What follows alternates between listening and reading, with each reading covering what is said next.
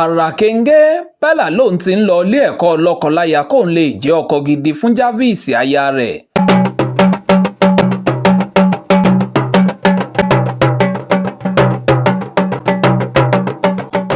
Ìràwọ̀ orí ayélujára lójú òpó TikTok Hamzat Habib Adélàjà tí gbogbo ayé mọ̀ sí Pella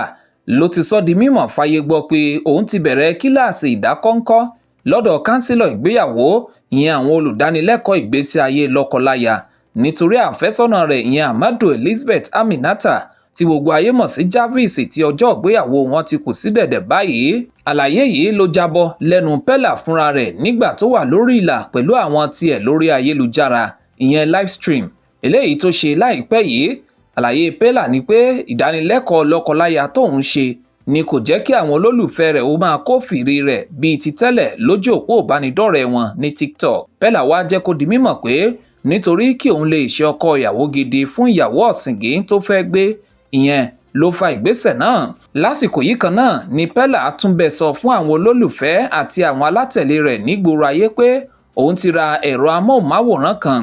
ìyẹn tẹlifíṣàn gbàǹgbà èyí tí owó rẹ̀ ń lọ bí ẹgbẹ̀rún mẹ́rìndínlógójì owó dọ́là ìyẹn $36,000 nítorí kí àwọn olólùfẹ́ rẹ̀ káàkiri àgbáyé ó lè rí ètò ìgbéyàwó rẹ̀ wò bí gbogbo rẹ̀ bá ṣe ń lọ lọ́jọ́ náà.